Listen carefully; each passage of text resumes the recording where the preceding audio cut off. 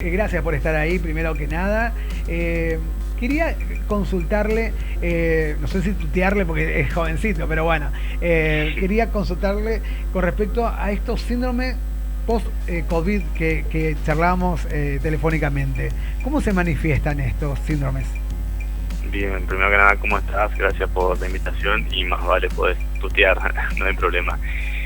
Bueno, con Bueno, el tema de los síndromes post-COVID, más que nada, se conoce como algo que persiste después de la infección por el COVID, que ajá, bueno, hemos visto que tiene muchísimas variantes y la verdad que vienen cada vez más contagiosas por la mutación propia del virus y eso da pie, por ejemplo, a muchos síndromes de toda índole, por ejemplo, desde dolor de pecho y palpitación y falta de aire, ajá. de los más comunes, hasta dolores de cabeza, síntomas psiquiátricos como estrés, ansiedad, depresión y he visto particularmente lo que se denomina comúnmente como niebla mental, que es cuando una persona, generalmente personas jóvenes, han tenido una infección por COVID leve, Ajá. han desarrollado después lo que se denomina niebla mental, que es trastornos en la concentración, dificultad para concentrarse, trastornos en la memoria, por ahí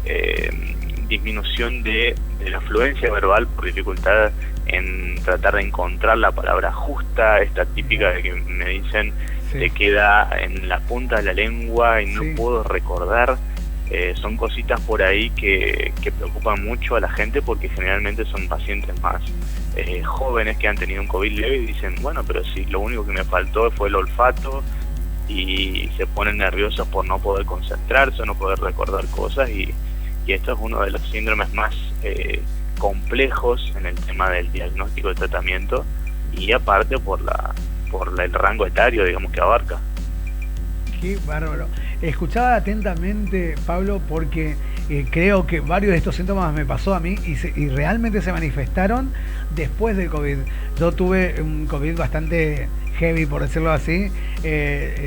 Lo transité bastante complicado y ahora, escuchándote, hay cuestiones que seguramente tienen que ver con esto que yo no entendía, que pasó algunos cambios y lo tomaba como, bueno, bueno, es propio del COVID pero realmente cosas que antes no tenía, por ejemplo, que ahora detallabas y veía también en la plaquita que ponían acá de estos síntomas y tienen que ver con este síndrome que hacías mención. Hay que estar muy Claro, atento es a que esto, ¿no? sí, claro, exactamente, sí, es bastante frecuente. Por eso viene, la gente muchas veces empieza más que nada con dolores de cabeza, que es lo más común, aparte de la dificultad en el olfato, en el gusto. Sí. El dolor de cabeza es uno de los síntomas más comunes en el post-COVID. Pero esto de la niebla mental es lo más discapacitante generalmente porque primero que te intriga, pero después es como que tenés las ganas de decir las cosas, pero a veces te están hablando de algo y vos estás volando porque no te podés concentrar, te dicen algo y al toque te lo olvidaste, déficit de atención, déficit de memoria, son cosas bastante incapacitantes que vos estás todo el tiempo que no sabes qué te pasa y la verdad que es bastante frecuente, pero generalmente la consulta por ahí está buena de ese aspecto para descartar otras cosas. Totalmente. Muchos se orientan en el diagnóstico si tuviste la infección por COVID y tuviste ciertos síntomas como una falta de olfato, una falta de gusto, que fue un COVID de leve a moderado, es más probable de que tengas la niebla mental que con un COVID grave, por ejemplo. Sí, sí, sí. Pablo, cuando una persona quiere recurrir, por ejemplo, a un neurólogo, ¿tiene que ir primero a un clínico o puede pedir un turno directamente con el neurólogo para, si una persona está leyendo, por ejemplo, todos estos síntomas que pueden ser producto de un síndrome post-COVID, puede directamente dirigirse a sacar un turno o tiene que sí o sí pasar el paso previo de ir a un clínico? No, al neurólogo generalmente hoy en día, como está tan descentralizada la medicina, por suerte, el acceso a los especialistas es mucho más fácil. Antes sí se necesitaba sí o sí por el hecho del desconocimiento, más que nada de ciencias como la neurología. A mí, sin ir más lejos, me pasó que cuando empecé con los consultorios, había mucha gente que venía con problemas psiquiátricos, Ajá. preguntando si yo trataba la parte psiquiátrica, entonces se desconocía mucho el tema de qué trata el neurólogo. Pero hoy en día la consulta es mucho más fácil de sacarla, inclusive la gente sabe, o la mayoría de la gente por lo menos atisba a saber lo básico de qué trata el neurólogo y ya puede ir y sacarle el turno directamente, no hace falta la consulta con un clínico previamente. Qué suerte, y qué bueno que aclaremos esto, porque anoche cuando yo hacía mención a un grupo de personas que digamos estar en la entrevista con vos, me preguntaban esto: hay que tener derivación, hay que pedirle a un clínico la derivación, así que queda clarito este tema. Lo que te quería consultar, por cuestiones obvias, ¿qué pasa con un paciente que, por ejemplo, está con el diagnóstico Alzheimer y se presenta esta pandemia donde hay que estar encerrado, donde por ahí no tenía contacto con muchas personas, no tenía recreación? ¿Se vieron complicados las personas que viven con Alzheimer en este tiempo que estamos transitando todavía aún de pandemia?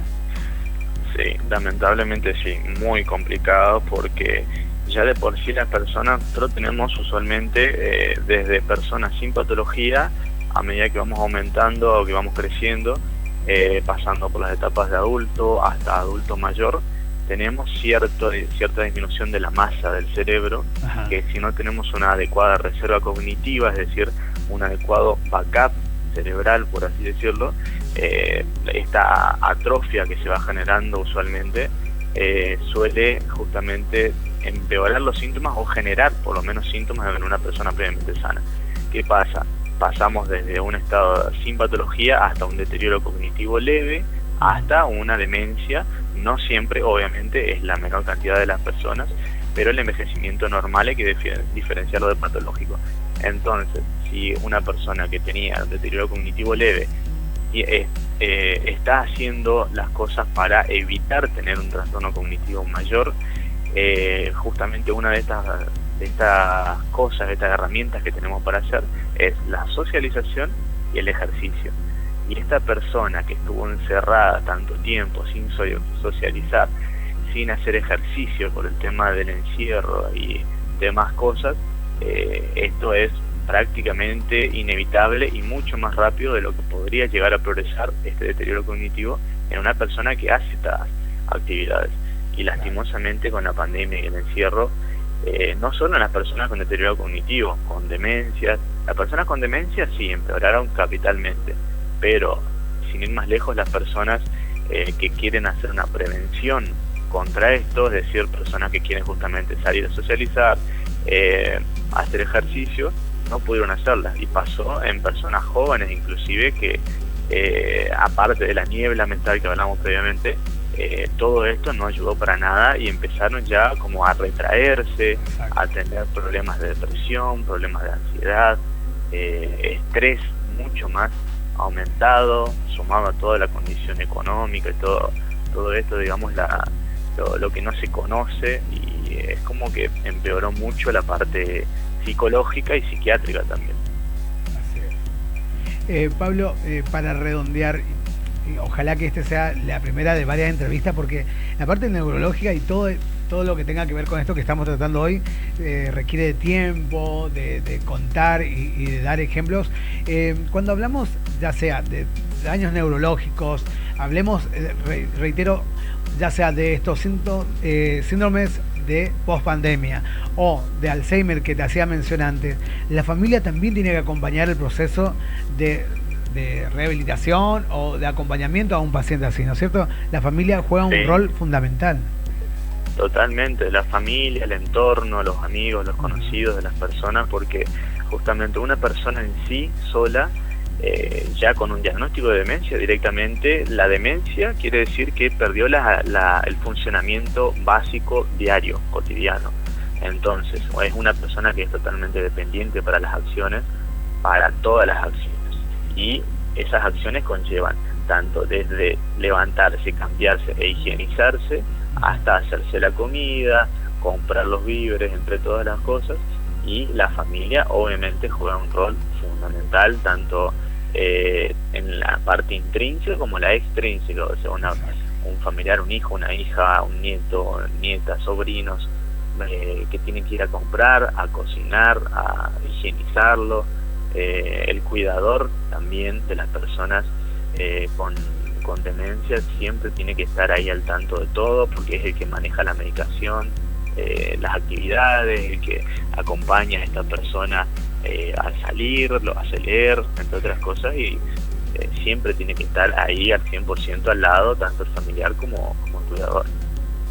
Perfecto. Pablo, ¿dónde te encontramos en caso de querer ir a una consulta? ¿En qué lugar? ¿Y cuáles son las redes sociales si trabajás con redes sociales para contactos? Sí, yo estoy en bastantes lugares en Misiones. En Posadas estoy en el Sanatorio Borati. Ajá. En San Ignacio estoy en la Clínica San Rafael. Después estoy en Jardín América, en Prevenir Salud. En Apóstoles estoy en Pequeño Mundo, que es un instituto de rehabilitación para chicos y adolescentes. En Aristóbulo del Valle estoy en Oasis, un centro de salud y belleza. En Iguazú estoy en la Clínica Centro. Y creo que no me acuerdo ninguna. En Camporán estoy en la Clínica Sartori. Y mi Instagram profesional es Dr. Barisi Pablo, con doble S. Así es, acá te tenemos en pantalla, en tu red social, donde pudimos ilustrar algunas cuestiones que vos estabas nombrando, entonces le queda más plasmado a la gente y también para que te conozcan físicamente. Ojalá que te podamos tener en una entrevista acá en el piso, a pesar de que con todos los lugares que trabajás va a ser complicado. Pero hay tiempo, no hay problema. Vamos a concertar entonces una entrevista. Te quiero agradecer de corazón por esta nota muy completita, donde seguramente le va a tocar a distintas personas, ya sea por estos síndromes post-COVID o por tener algún familiar con algunos de estos temas que tocamos, por ejemplo, demencia, Alzheimer u otros. Abrazo grande. Perfecto. Y ojalá que dentro de poquito vamos a estar charlando. Más vale, dale, muchas gracias, y la verdad que gracias por lo que están haciendo, porque hace muchísima falta la promoción y prevención para evitar un desencadenamiento después de cuestiones neurológicas que lastimosamente es irreversible y muchas veces no tiene cura. Entonces la idea de promover la salud y prevenir es el 100% de lo que tenemos que hacer, así que gracias.